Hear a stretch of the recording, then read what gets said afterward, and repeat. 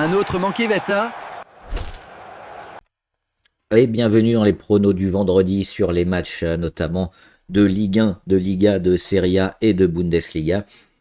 Alors on va essayer de faire mieux que les matchs de Champions League, pourtant qui se passent plutôt bien d'habitude, mais là ça a été une catastrophe cette semaine. On va se reprendre sur les matchs du vendredi, on n'est pas trop mauvais d'habitude avec Angers-Nantes. Et alors Nantes, ça va pas fort parce qu'on a encore viré un entraîneur, un record du monde d'entraîneurs virés pour Valdemar Kita. Je crois qu'il en est à son 19e depuis qu'il est arrivé au club. Et donc, Nantes, ça va pas, hein. Et Angers, finalement, avec la vente d'Esteban Le Paul, et ils arrivent à s'en sortir, hein, malgré la perte de leur attaquant vedette. Et on va voir le classement. Angers qui joue assez bien pour être dans le ventre mou du classement, qui est plutôt un bon objectif, parce qu'on leur promettait peut-être la descente. Et on voit que c'est plutôt solide, notamment en défense, 17 buts encaissés en 15 matchs.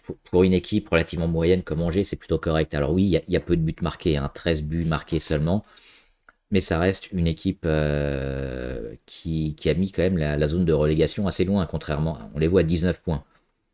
Nantes, ils ont 11 points.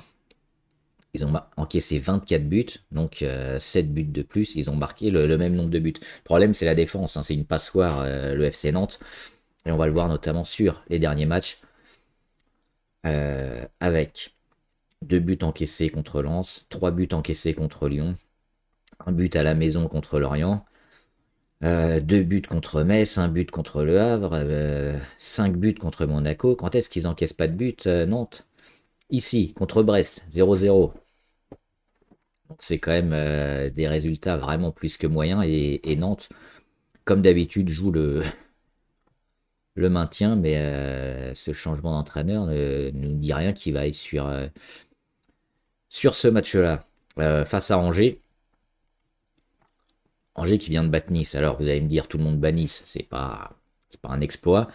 Mais avant ça, ils avaient battu Toulouse à Toulouse 1-0.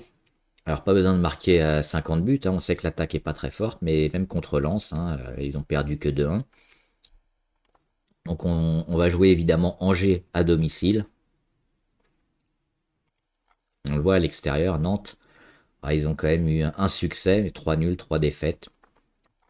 Mais à la maison, hein, Angers ne perd pas tellement, hein, 3 victoires, 2 nuls, 2 défaites. Et la réception du FC Nantes devrait bien se passer.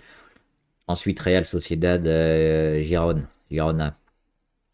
Pas terrible, la descente aux enfers de Girona. On se rappelle l'année dernière, quasiment à cette période, on avait un PSG Girona et c'était un but dans les dernières secondes qui permettait à Paris, hein, de changer le cours du match.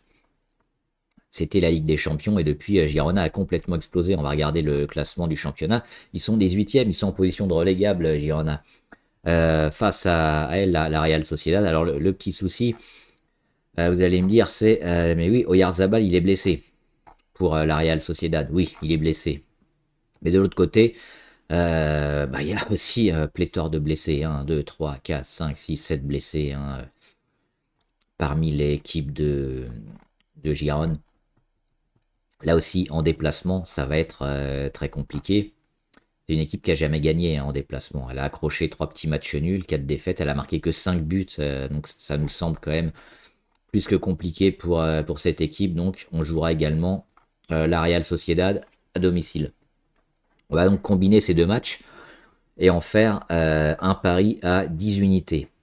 Et on va faire un pari alternatif. Alors là, pour le coup, c'est vraiment du spéculatif où on va jouer une seule unité et ce sera notamment un nul entre Lecce et Pise.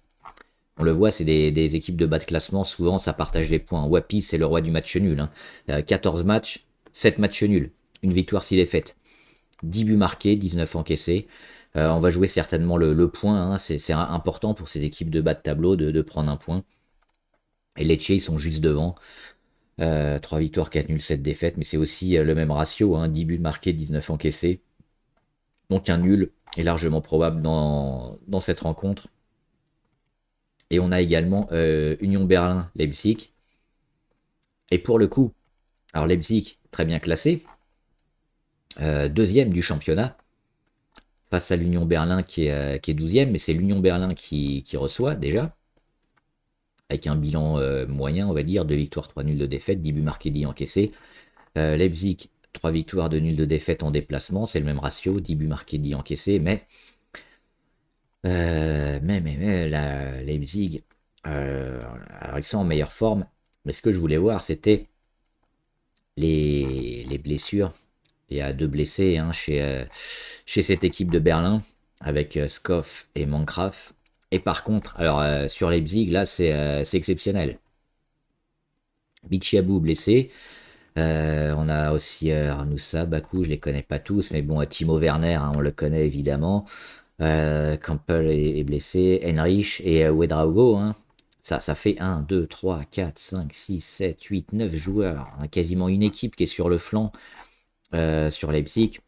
Un déplacement qui nous semble aussi risqué. Donc c'est ce pari qui sera en alternatif où on va jouer la victoire de l'Union Berlin à domicile contre une équipe décimée. Donc on va combiner la victoire de Berlin avec le nul en Italie en espérant une grosse cote, mais on va miser juste une seule unité. Et donc le pari majeur, hein, 10 unités sur la victoire de Angers et la Real Sociedad.